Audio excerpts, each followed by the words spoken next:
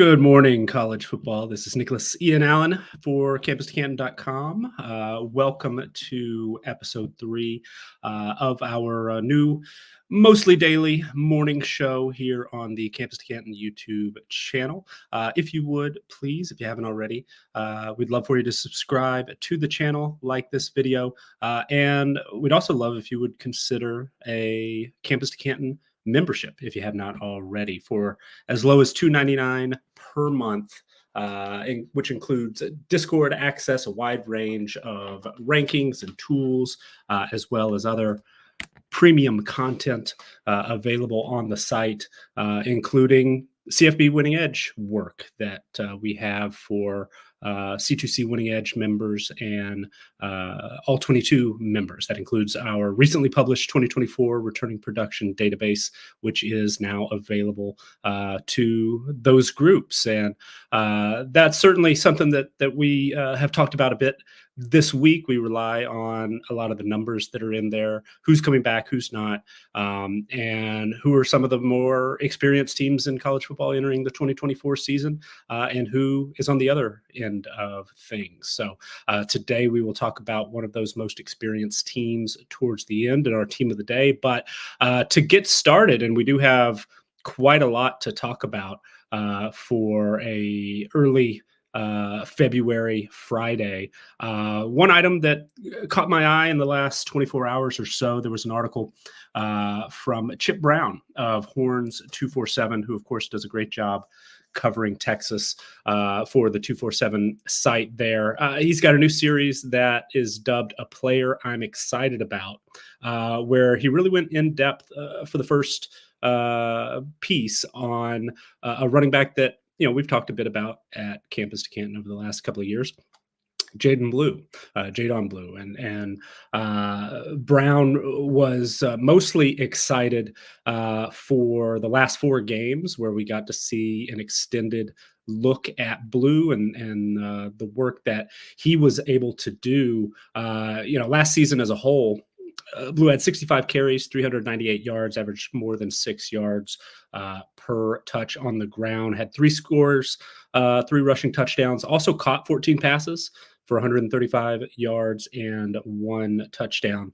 But I'm sure you were paying attention. The vast majority of that work came in the final 4 games, and Blue was definitely able to capitalize on the injury to Jonathan Brooks, was able to carry some momentum into the offseason. And there was a little bit of a knock perhaps on him for a pretty costly fumble in the semifinal game, college football playoff semifinal game. But Blue still was very, very productive, especially on the ground, had 36 carries, 231 yards, 2 touchdowns, and then did most of his work as a receiver during those final 4 games. 13 of his 14 catches and 128 of those 135 yards, including the touchdown, all happened in those final 4 games.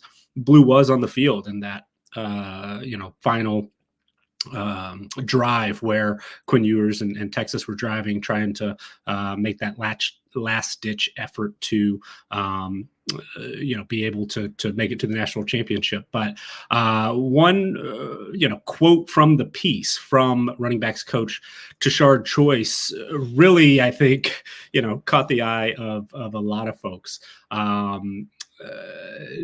Tashard Choice, who did recruit Jahmyr Gibbs to Georgia Tech. So it's not like he's just pulling this comparison out of thin air. But I want to quote Choice here from Brown's article. He said, quote, "He had to have a mature phase from last year to this year," talking about Jaydon Blue, "but he completely made a 180. And so where he's at right now, he's very confident. He wants the ball in his hands.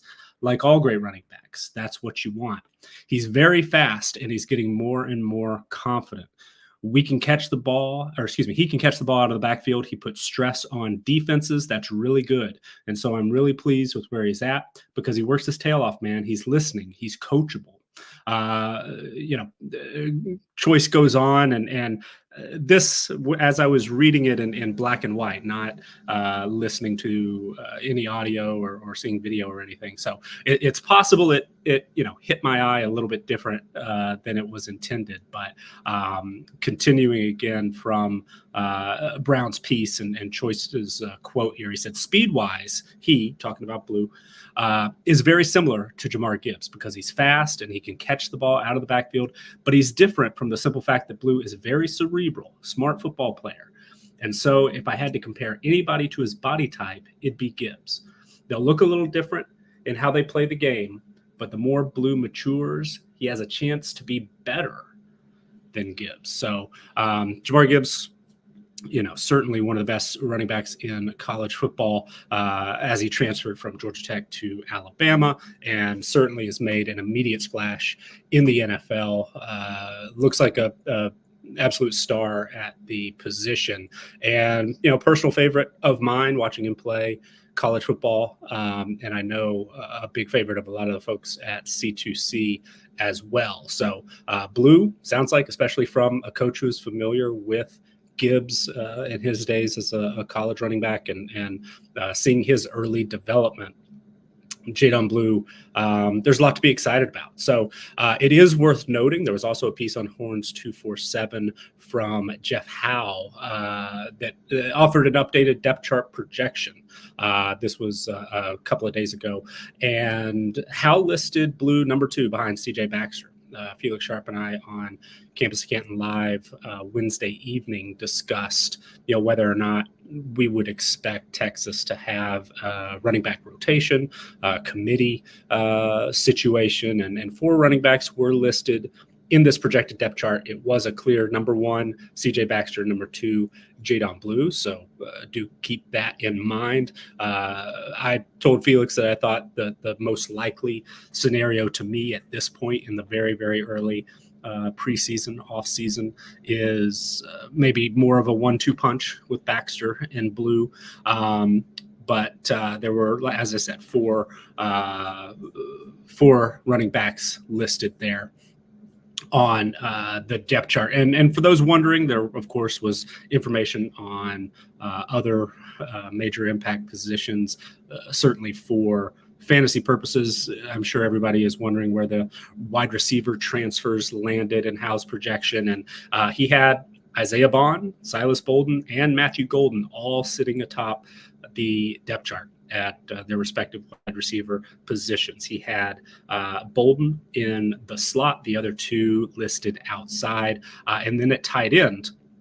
And Felix and I talked a little about Amari Niblack and his potential to replace JT Sanders at tight end. Niblack was listed as a co-starter with Gunnar Helm at tight end. So Texas is a team certainly coming off a playoff berth, making the move to the SEC. They're going to be top of mind, absolutely, for a lot of the college football viewing public this spring, summer, fall. I'm sure we'll be talking about a lot of Texas on Good Morning Football moving forward. Good Morning College Football moving forward. Another item that caught my eye, this is over a week old, actually, but it's made the rounds in some of the aggregated circles. And when it first landed, Rick Cleveland of Mississippi Today, maybe I missed it the first time around, so it's definitely helpful to get a little bit more on it. Earlier this week, actually, I saw a write-up, and I believe it was on 3. But Cleveland had some interesting quotes from Will Rogers' father. Will Rogers, of course, the very, very productive quarterback for Mike Leach at Mississippi State, stayed on after Leach's untimely passing and Zach Arnett taking over as head coach. And what was most interesting about this is as Cleveland interviewed Wyatt Rogers, Will Rogers' father, quoting here from the piece, saying that Arnett flat out lied to us sitting in our den. He said that they would be crazy to change the offense after all the success we had.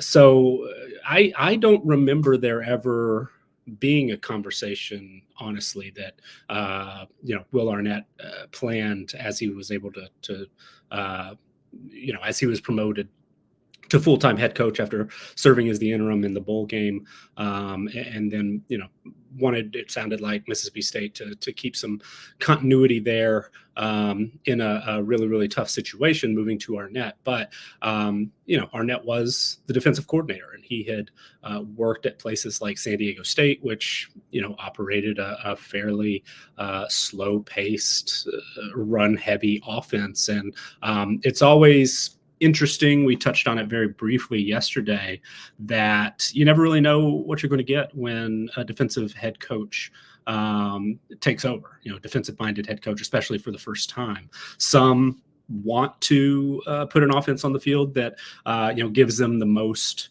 headaches as a defensive play caller. So sometimes you will see, especially if a coach has struggled a bit, or it's been most difficult for them to prepare against tempo, or certain spread offenses, pass heavy. That's certainly happens time to time, that you'll get a defensive minded head coach that wants to go in that direction. But most people assume, and I made some assumptions based on Arnett's background, that he probably was going to go fairly run heavy. So I personally, and it's very possible I missed something, did not think that there was a real high likelihood that Mississippi State would continue with the air raid. But it sounds like Will Rogers' family was told otherwise. So that certainly is disappointing if it worked out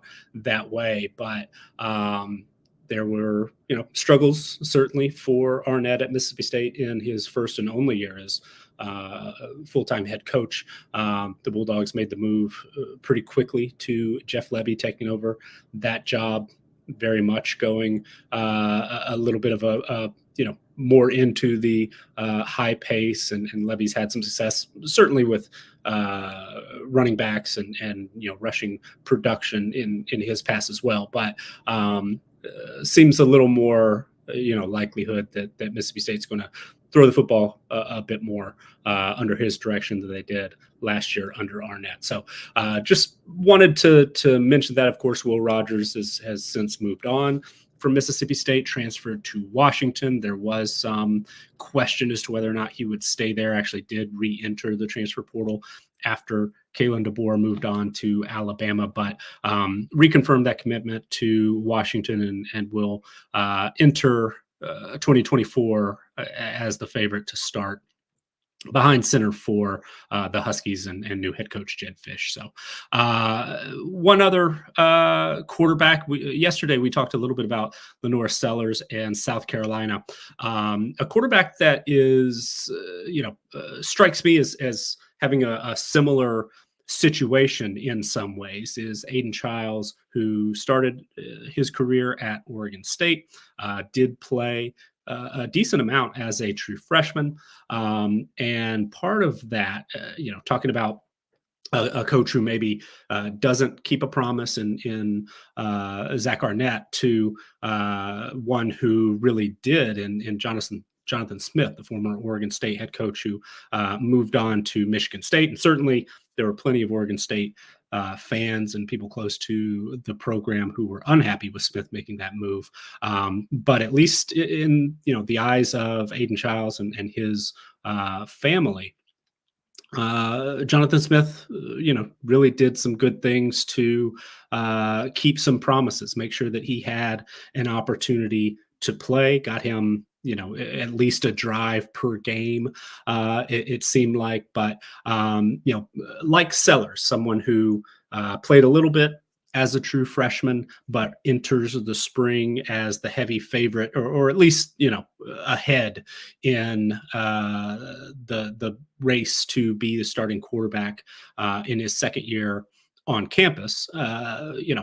Childs is someone that we haven't gotten a long look at, have seen a little bit more, as I said, per game. But Smith was able to mix him in with DJ Uyunglele. But beyond that, getting to the point here, Child's parents discussed his journey to East Lansing with Spartan Tailgate, the 247 site covering Michigan State. And quoting his mother, Nikki, Aiden was pretty under recruited for a while, talking about in high school. Uh, Continuing the quote, for Coach Smith to be the first coach to offer from a Power Five school, I took a lot of interest. Like, what did you see in this child?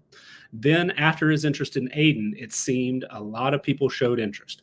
But there's something about someone being the first to see that light. As I mentioned, the Child's played in 9 games. Usually, as the piece points out, it was often the third drive of each game, perhaps a little bit more. His mother, and in the piece it says, claims that was big for his confidence. He completed 24 of 35 passes, had 4 touchdowns through the air, did not throw an interception, and also scored 3 times on the ground. So, 7 total touchdowns, 0 turnovers as a 17-year-old true freshman. Getting that additional playing time was big, and then Jonathan Smith making the move.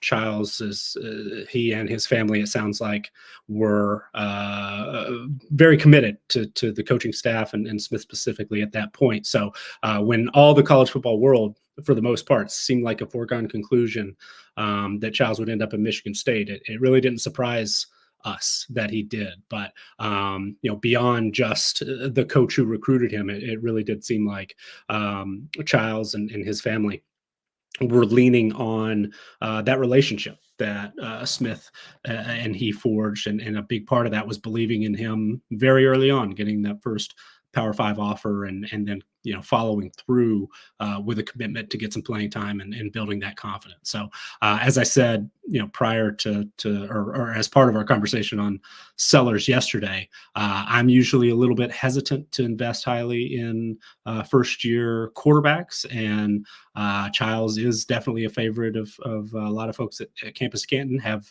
like Oregon State was early on him, C2C and the talent evaluators that we've got were early on him as well. And so there's probably going to be somebody in most every draft I'm in this year that may be just a little bit higher on him. But I'm definitely a fan and look forward to seeing what he's going to be able to do in that new look Michigan State offense. One player that I did invest quite a lot in last year, and it turned out really poorly for me, was Tyler Shuck. And I've talked about this a little bit on Chasing the Natty with Jared Palmgren, that I think I finally am out on the Texas State offense under Zach Kitley. I was too invested really the last 2 seasons, and it just did not work out. But Shuck is no longer there. He's moved on to Louisville, and head coach Jeff Brom offered some insight on Shuck's health. According to Matthew McGavich of the Louisville Report, Shuck had a fibula injury, broken fibula, looked really, really ugly. And apparently it's still, he is still on the mend, still working through trying to get healthy. And it sounds like, perhaps Shuck will be limited this spring. I didn't see, a real confirmation on that, but reading between the lines of Brahm's quote here. Now, does he need to prove that he can stay healthy? Sure, he does. Is he fully healthy now? No, he's actually not. He's continuing to get back fully healthy, but we have time. But we like what we've seen to this point. So in addition to that broken fibula, Shuck was spent a significant amount of time in both 2021 and 2022 on the sidelines. He had a broken collarbone both of those years. And so because of that injury history, I mean, Shuck has kind of gotten, especially in CFF circles, the label of being injury prone. And that, it sounds like, was a bit of a concern for Brom, that he and the rest of the coaching staff and training staff really were wanted to go through, do their due diligence. According to Brom, they, quote, analyzed everything according to his injury, and Shuck underwent a physical when he was visiting on campus at Louisville. So certainly it sounds like Brom got the confirmation he needed that Shuck was going to be able to get back and be fully healthy. Brom's quarterback history is very, very good for fantasy purposes, certainly. So this is a situation, I said I was out on Texas Tech.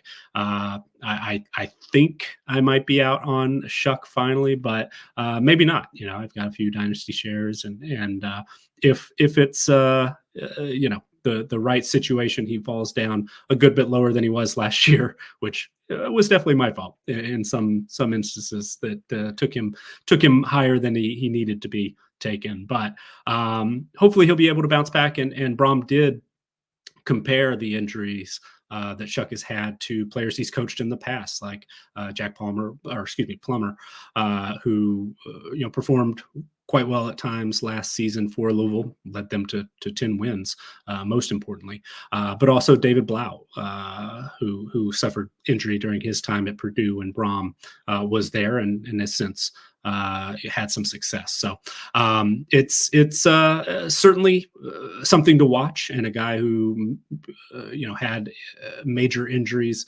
in 3 consecutive seasons. It's understandable to be cautious, both from Brom's standpoint and from a CFF and fantasy standpoint. But it's a pretty good situation if he can win that job in the fall. If he's not going to be able to do it in the spring, it's a scenario where he'll be put in a position to be very productive if he in fact can stay healthy. And Brom did mention, of course, they want to develop the other quarterbacks on the roster. There's a pretty long list of quarterbacks that are there. Brady Allen, Harrison Bailey, more returning, others incoming. So it's going to be a bit of a crowded situation. But Shuck, I think, is rightly considered the favorite to win that job. But as with everyone, as long as they stay healthy, as long as he stays healthy, he'll be in a decent spot.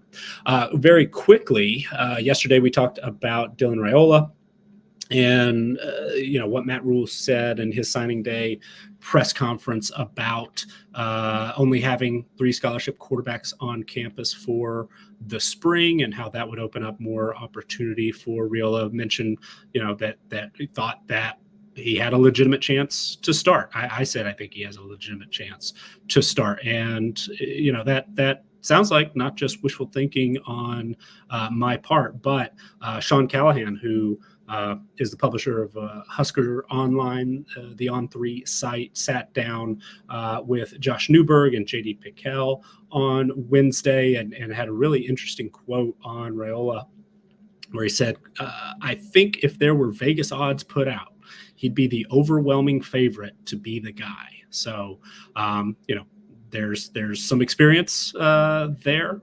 We talked a little about Harburg and his opportunity. He kind of solidified that quarterback position where they had a bit of a rough start under Jeff Sims. And as Sims went down with injury, Harburg was able to help Nebraska settle down a little bit. Certainly things did not work out very well at the end for the Huskers, as they missed opportunities to become bowl eligible. But Dylan Raiola, 5-star talent, well-traveled high school player, but seemingly found a home at Nebraska in a place where he's going to have an opportunity, and at least in the eyes of some folks who are pretty close to the program there, very close, follow it on a daily basis. He might be considered the favorite right now. A few notes from yesterday. We'll sprinkle in some transfer things here and there over the next several months as we get them on Good Morning College Football. We won't dive deep into every transfer note, and on signing day there were certainly quite a few, but one that did catch my eye, which is quite a move up as far as you think of fantasy, potential, I would say. So Deontay Vines, former Iowa wide receiver, missed a good chunk of last season due to injury, entered the transfer portal, but most has a background as being considered a talented player. Old Dominion is an offense that I was very excited about going into last year. The change that they made at offensive coordinator, saw some positive signs at times. It was certainly not the high end offensive system that I expected in year one, but I think that there is the potential for it to be better next year. And then with Javon Harvey moving on, transferring out, ending up at Duke, and some other movement in the wide receiver group there. Grant Wilson coming back after seemingly nailing down the starting quarterback job towards the end of the year, and playing well at times. Deontay Vines come in as a transfer from Iowa. It'll be interesting to see how he fits into that system, and if he can emerge as a playmaker in a scenario that could be far more lucrative from a fantasy standpoint than certainly the last few years at Iowa. Purdue signed one of the top junior college wide receivers in the country, Leland Smith, a 6'5" target who had 9 touchdowns in 9 games at Fullerton College last year. Originally signed with TCU out of high school, but I think a player to watch. And Purdue perhaps wasn't as productive offensively, certainly for fantasy purposes, as some expected last year. But you get a talented player like Leland Smith who can go up and get it and be a red zone target. I think is definitely something to be aware of. Yesterday, we briefly mentioned quarterback Tyler Huff on Thursday. But another name that jumped out to me, and I didn't see this as an official piece of news, but on the official list of signees, but I did come across a tweet from last night that a 3-star running back Andre Devine has signed with Jacksonville State. So if that name sounds somewhat familiar to you, his father is Noel Devine, former West Virginia running back, and really one of the first stars of the recruiting era, the recruiting site era, and YouTube era of college football. So, I am not the youngest. I remember Noel Devine. Actually saw him play once in college, I believe, in the Sugar Bowl against Georgia, the one that was in Atlanta. But feel a little bit old when somebody that was around for the modern age of recruiting, the recruiting industry has signed on to play major college football, and playing for Devine's former head coach at West Virginia, Rich Rodriguez. So just another name to file away there. Certainly spring practices are there is at least one, now 2, it sounds like, that are up and running. Hawaii has been at it for more than a week, started in late January. Liberty hits the practice field today, Friday, February 9th. So Jamie Chadwell had quite a few early practices during his time at Coastal Carolina. So seems like he is comfortable getting started quite early in the offseason calendar.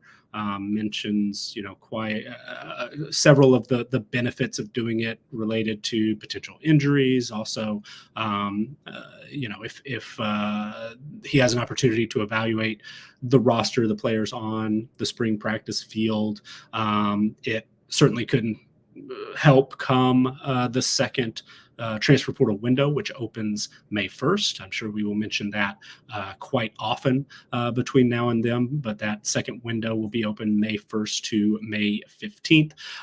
But Chadwell was quoted by John Manson of a sea of red. Pretty interesting insight as to where Chadwell, what he thinks of his team at this point. Says, quote, "We can be way better next year." And, keep in mind, of course, you remember, I'm sure, Liberty was 13-0 in the regular season, Conference USA champions, made it to the Fiesta Bowl before losing to Oregon. But continuing the quote, says, "That doesn't mean we'll be as good as our record was, but I do think we've brought in some good players and we have a lot of young guys who are excited. I think we have a chance to maybe be better. We will see how that goes." So a big reason for that optimism, a reason why certainly I'm optimistic for Liberty as an offensive, a highly productive offense, is Caden Salter, who is returning. He is probably by most accounts the number one quarterback in CFF so far this year. I believe he was the first quarterback off the board in certainly the first mock draft I did that Jared Palmgren put together, and certainly hopefully you've tuned in to the special, the Chasing the Natty special on that. But Salter briefly entered the transfer portal, but came back, and Liberty really is, and Jamie Chadwell's offense specifically, a perfect fit for his skill set. So that was a big win for CFF,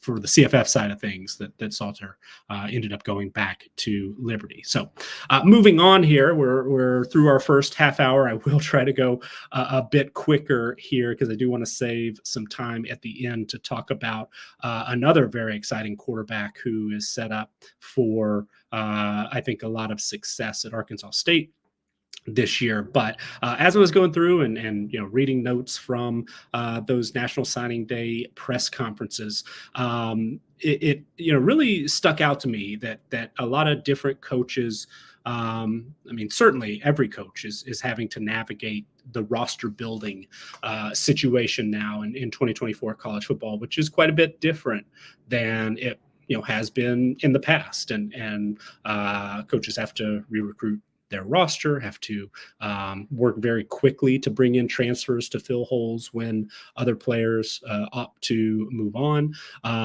But as I said yesterday, that these National Signing Day press conferences, you get an opportunity in a lot of ways to hear from a head coach on this topic and kind of why they do what they do. And as I was reading through, a few stuck out to me. I've got some notes here from Curt Cignetti at Indiana, from Jeff Choate at Nevada, from Stan Drayton at Temple, Mike Bloomgren at Rice. So coaches who are, a couple of new coaches there, a couple of coaches who've been at their G5 spot for a little bit, and sometimes have to get creative in the way that they approach roster building.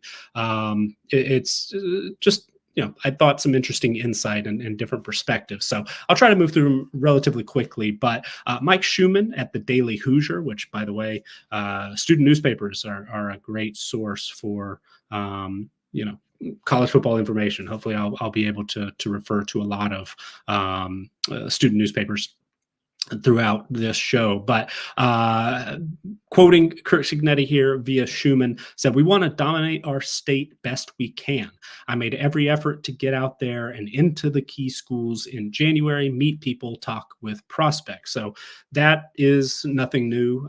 Just about every new head coach says that they want to recruit the state they're in. Cignetti, coming from James Madison, it's a new home state for him and his program. So that's not a surprise, though. And certainly, I'm sure you're aware, Cignetti's relied heavily on JMU transfers at this point. But it seems like, long term, winning the state of Indiana in the high schools is going to be among his top priorities. But continuing here, quoting Cignetti, okay, after your state, now it's the border states, those 2 to 4 hour pockets where there's population: Cincinnati, Dayton, Chicago, St. Louis, Nashville, Louisville, Detroit. So, those who might not have the Bloomington, Indiana area and the 4 hour radius around it committed to memory, there's some population centers there, right? That aren't in the state of Indiana, but talented prospects come out of places like Cincinnati, St. Louis, absolutely. Nashville has really come along in the last few years.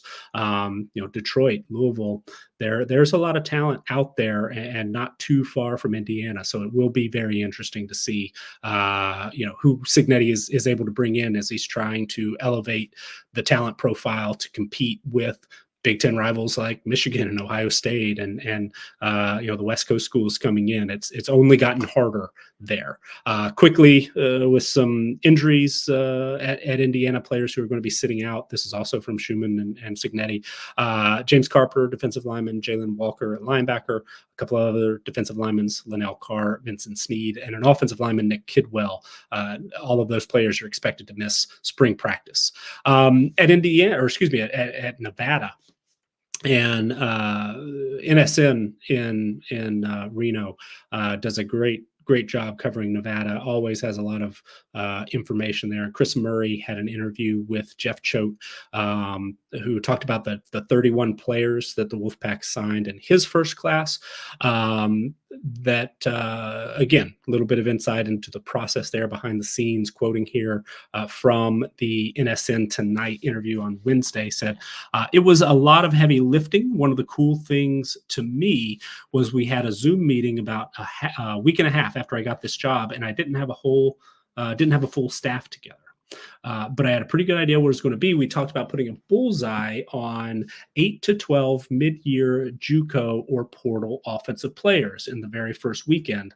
And then we could have recruits on campus. So, that part, maybe is too in the weeds. Maybe it's too obvious. I'm not sure. But the fact that, they separated this first staff in its first weekend when he was on the job, decided, okay, our first thing we're going to do, junior college offensive players, want 8 to 12 mid-year JUCO portal guys in that first weekend, get them on campus. And then continuing on the quote here, it says, and then we target high school players thereafter. And I thought we showed a lot of discipline and a lot of persistence in terms of the way we attack the recruiting cycle. Every coach has a plan, and some do it differently than others. But the very first thing that a new head coach did at Nevada was say, all right, we've immediately got to get guys who are going to play right away. JUCO guys, mid-year transfers, bring in some talent immediately. And the fact that they divided it out, offensive players first, then defensive players, I thought was interesting.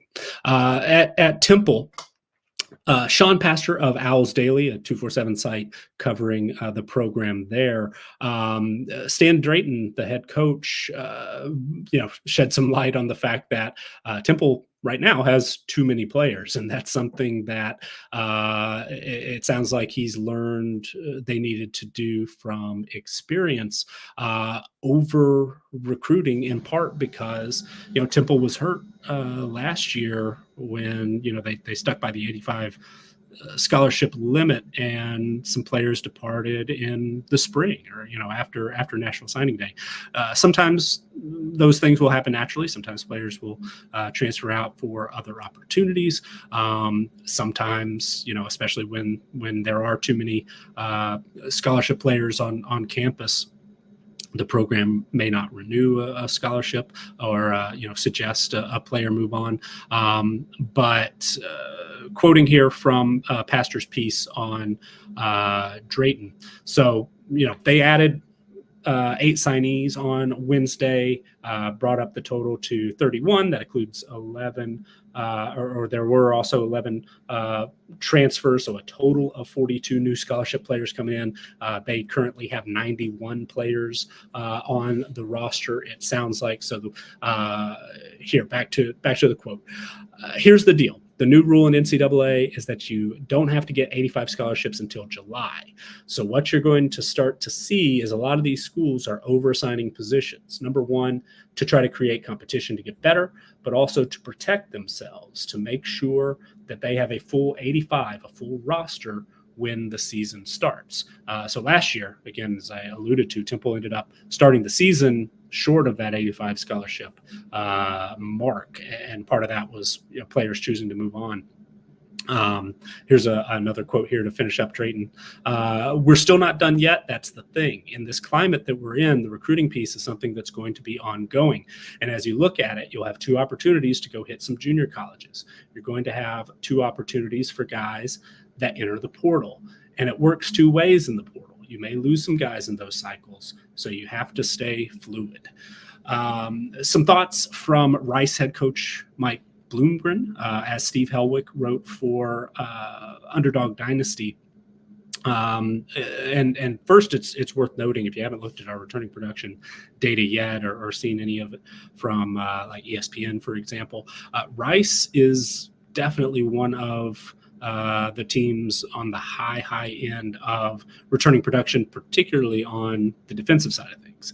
That can pay off, can add some consistency, and Rice has been quite fortunate, at least so far, in that it's really not lost very many players to transfer. Only one starter has moved on to this point. That is defensive tackle DeBraylon Carroll, who committed to Texas Tech.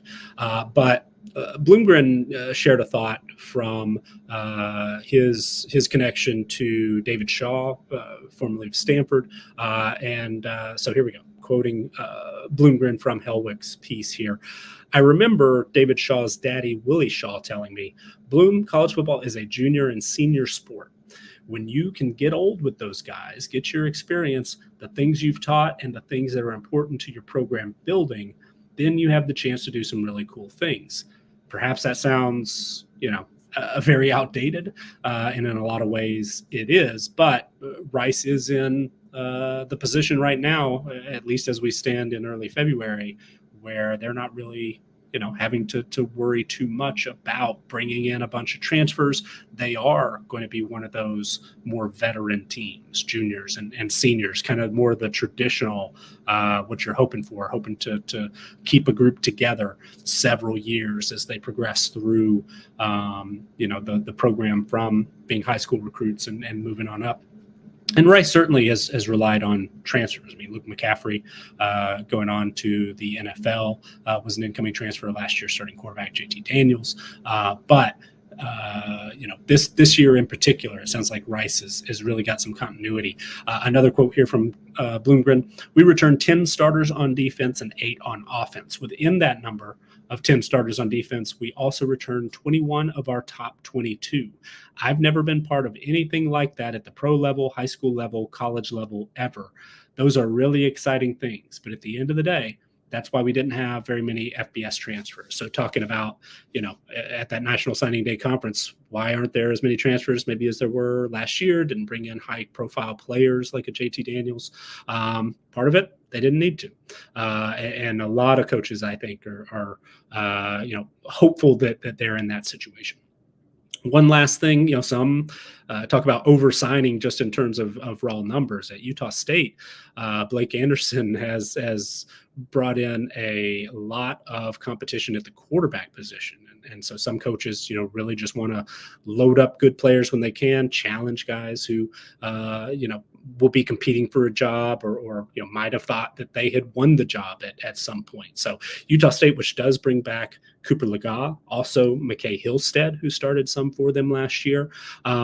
They brought in both Bryson Barnes, transfer, started a good bit at Utah, and Spencer Petrus, who began his career at Iowa. Last year was more of a student assistant type role, did not play, but both of those players are expected to compete. And Brian Priest of KSL Sports quoted Anderson as saying, "We've added two guys that have a feverish work ethic. Both Bryson and Spence are here every day watching tape. They're already throwing a little bit with the guys, so it's going to be extremely competitive."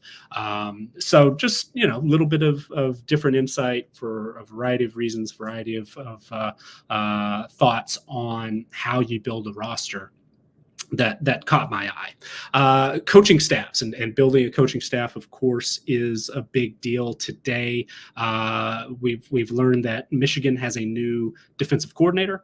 C2C is a company, Campus to Canton. We're definitely fantasy focused more often than not, but this is a big one, and on the defensive side of the ball can definitely have an impact for the national champions. We did talk a little bit earlier in the week. The new offensive coordinator at Michigan is Kirk Campbell.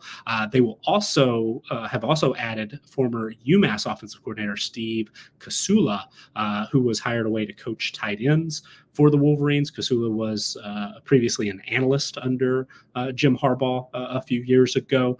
There were a couple of quotes from Campbell on the In the Trenches podcast with John Jensen recently. Brandon Brown of Wolverines Digest wrote them up, but a couple that caught my eye and touching on particular players here. Quote, "This year, who the starting quarterback is going to be. Let's make sure we put his assets out there to be able to shine so he can produce the best."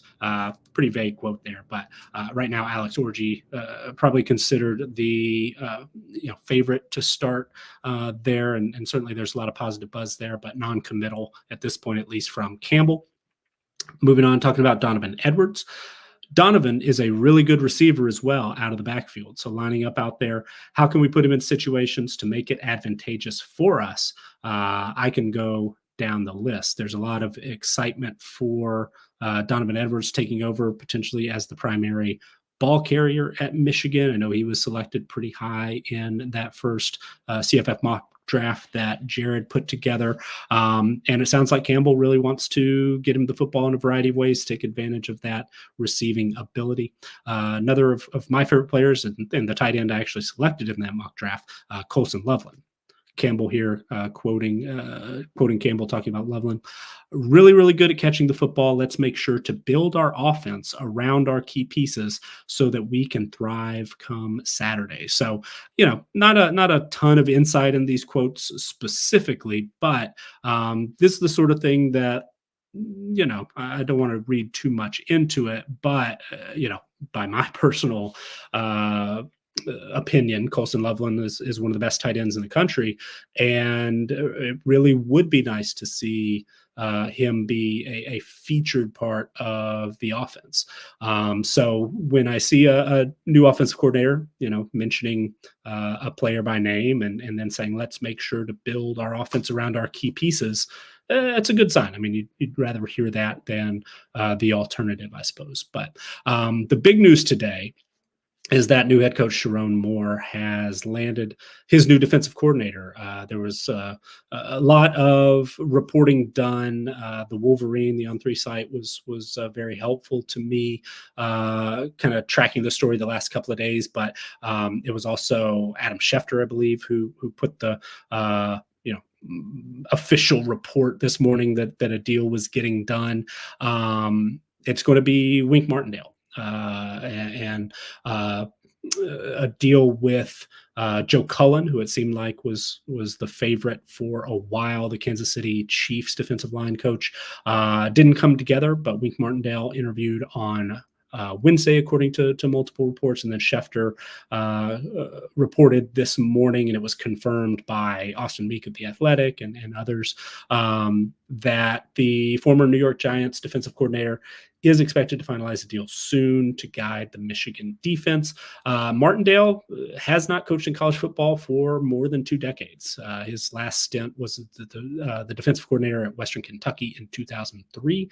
He spent a few years there on Jack Harbaugh's staff, but he was at Baltimore under John Harbaugh for quite a while, from 2012 to 2021, was a defensive coordinator for the Ravens starting in 2018. So there's some continuity there in the system. especially with former Michigan defensive coordinators Mike Macdonald and Jesse Minter, who just recently moved on. There's familiarity there with the system, the Baltimore and the scheme that they ran under John Harbaugh there. It won't be exactly the same. Martindale is known as a very aggressive, blitz-heavy defensive play caller, a little bit different than what Michigan has been most recently under Minter and then Macdonald. But I'm sure most of the language is very, very similar, and it seems like there's been part of the reason, promoting more to head coach. Michigan was searching for some continuity, and there's going to be some on the defensive side of the ball with Martindale, even though he has not been a college coach for quite a while, but very successful defensive coordinator in the NFL at times during his career, very well respected, and I'm sure the Michigan players are going to be excited to play for a coach that's had such a long and storied NFL career. And it's kind of interesting. There's certainly, especially last week, a lot of discussion after Jeff Hafley moved on from Boston College to the NFL, and all the rumors around Chip Kelly trying to, it sounds like, get an NFL offensive coordinator job, that, these college coaches are sick of things like NIL and recruiting and all of that. But there, obviously, as there always have been, some NFL coaches who are moving the other way, and Martindale will be, it sounds like, on the college side of things for the first time in a long time. Another one that is making the move, former Cincinnati Bengals secondary coach Robert Livingston is going to be the new defensive coordinator at Colorado. That news came out earlier this week. Longtime college head coach Gary Patterson, TCU head coach for a long time, has taken a new job with one of the Horned Frogs' top rivals, Baylor. Patterson will be a senior level strategic consultant, which is a similar role to what he held at Texas in 2022. So I have a few more notes here that we're going to skip. Want to talk a little bit about the Kansas State offense and the new brain trust there as co-coordinators. We'll save that for next week. Also want to save a piece about Arizona State and how their recruiting, high school recruiting specifically, factors into the new look Big 12, and also read a little bit about Wisconsin and their new safeties and co-defensive coordinator, I should say, Alex Grinch, spoke with reporters for the first time since being hired at Wisconsin. And he touched a little bit about what happened at USC and basically just that he's got a chip on his shoulder, maybe among the biggest in college football now as he starts in a new job at Wisconsin. But yesterday, our team of the day was Iowa State. A big part of that was their number one ranking in our returning production calculations at this part in the early offseason. I also mentioned, some pretty rare company on the offensive side of the ball that Iowa State was in among the 7 FBS teams when we first tweeted this out a week or so ago, that returned 85% of their passing production, 75% of targets, receptions, and yards, as well as 60% of offensive line snaps, and have the same head coach and offensive play caller as in 2023. Well, the last name I read out in that list, it was Iowa State, USF, Georgia Tech, Old Dominion, West Virginia, Clemson, and Arkansas State. And there's been quite a lot of discussion this week, it seems like, about Arkansas State and specifically quarterback Jalen Raynor. There was a piece on CampusToCanton.com by Volume Pigs this week that called Raynor the G5 Kyler Murray. Also have to say there's perhaps a little too optimistic of a quote there. VP said that, quote, he likes him as a late round gem currently, but I don't know that Raynor is really going to be available in the late rounds. And I haven't gotten to listen to it yet, but I know Burning the Red Shirt, Chris K, and Andrew just talked about Jalen Rayner on today's show that just came out earlier to us sitting down to stream, and it sounds like, if I understand Kay from some of the discussion in the CFF channel chat in our C2C gosh, what's it called? Slack. They expect that Rayner's going to be off the board by the 10th round in most CFF drafts, and I have to think that that is true. He definitely did have some volatility last year, but the high highs he put together, I mean, there was a 40+ point game at least. Jalen Rayner is a really, really exciting player. He's somebody I should have, I thought I had a pretty decent read based on a lot of the quotes coming out of Arkansas State in the spring last year and early fall camp about Rayner. There was a lot of excitement. Bush Jones put his name out there multiple times. And I believe I said on the CFP Winning Edge podcast, maybe some other places, that I thought Rayner probably was on the short list of true freshmen that were going to be starting at some point in 2024. I didn't necessarily expect he would blow up and have a huge first few games like he did, but I probably should have trusted my read a little bit more there and taken him in a few more places. He did end up on my team in a Sun Belt only best ball, and that helped pay off. But Rayner is a solid quarterback. Can certainly run a little bit, had 380 yards on the ground, 5 touchdowns last season, but did some good things through the air as well. Threw for 2,500 yards in 11 games, 17 touchdowns, averaged 8.9 yards per attempt.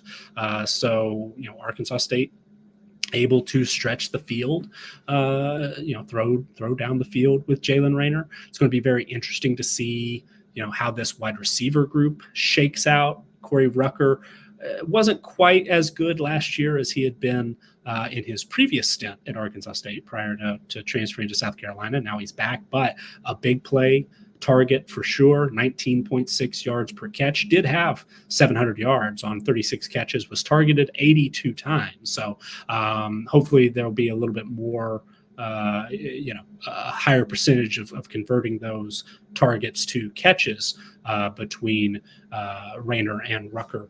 But he is back. Courtney Jackson is back, who transferred in last year in his first year with Arkansas State, targeted 62 times, actually led the team with 39 catches, had 689 yards, 7 touchdowns. So 17.7 yards per attempt. And those two guys, as I said, they attacked down the field. Rucker was targeted 17.3 yards, his average depth of target 17.3, and for Jackson it was 13.5. So it's not like Rayner's just dinking and dunking and screens to those guys. But also, they do lose Jeff Foreman, who was targeted 55 times. They do bring back Regan Ely and Adam Jones at the wide receiver position. So that's 4 of the top 5, really 5 of the top 6 if you throw in Tennell Bryant. As far as the wide receivers go, both tight ends are back in Miller McCumbee and Emmanuel Stevenson, if our records are correct. So we'll definitely be keeping an eye on that. And then they added a very, very intriguing piece to the mix in Malik Hornsby, the former quarterback at Arkansas State and Texas State, who this time last year was one of the more intriguing names, among CFF folks for perhaps a breakout quarterback performance when he transferred to Texas State. Obviously, it did not work out there. He was not able to fend off TJ Finley for that starting quarterback job and got some limited play, but in 7 games, 35 rushing attempts, 229 yards, 6 touchdowns. And Hornsby is going to be moving to wide receiver. It's official, signed, listed as a wide receiver at Arkansas State. So very curious to see how that sets up. it's natural to think that perhaps Hornsby will line up behind center on occasion. That maybe could eat into Rayner's touchdowns if they do that, down by the goal line. But as I said, Rayner can run a bit as well. So they may just not try to force it with Hornsby getting snaps at the quarterback position. So Jalen Rayner is definitely one of the more intriguing quarterbacks in college football entering this year, and there is a lot of continuity on that Arkansas State offense. They rank 11th right now in our adjusted offensive returning production. There's a lot to be rebuilt on the defensive side of the ball. Arkansas State ranks 98th with only 53.04 adjusted defensive percentage there on their defensive returning production numbers.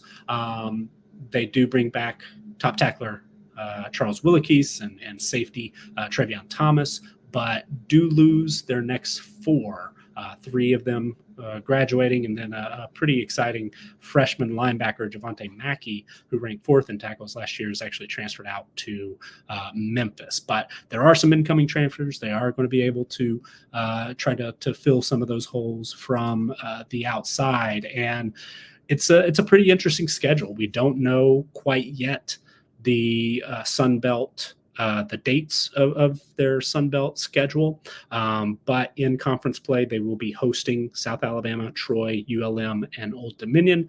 And their road games, as it stands right now, are at Georgia State, Louisiana, Southern Miss, and Texas State. There's not an automatic loss in that group.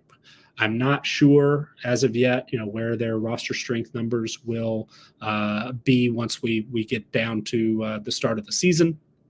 But Arkansas State, I think, is going to have an opportunity, certainly to maybe get back to a bowl game and potentially compete in the Sun Belt West, especially if Rayner plays well at quarterback. The non-conference schedule, much tougher. They do open up against Central Arkansas, where they'll be favored. Tulsa, a home game on September 7th, they'll probably be favored, but they'll probably be big underdogs at Michigan on September 14th and at our previous team of the day, Iowa State, on September 21st. So that will wrap it up for us for episode 3 of Good Morning College Football. Wrap it up for our first week, and a fairly short week. Got these 3 shows out of the way, knocked a little rust off of me hosting a show, each day. But I've really enjoyed it, and I hope it has been useful for you as well. We will continue to, try to find little nuggets from coaches in quotes from whatever press availability we'll get.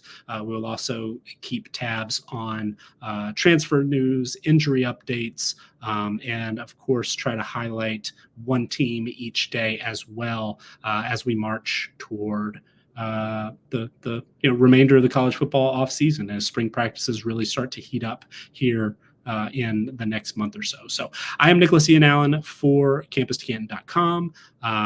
If you haven't already, really would love for you to subscribe to our channel. Give us a like on this video. Hopefully we'll be able to build some momentum here, and the consistency of being here just about every morning will as I said, pay off, and we really do appreciate that support. So this will be it for this week. As I said, good morning college football. Hope everyone has a wonderful weekend, and we'll see you next time.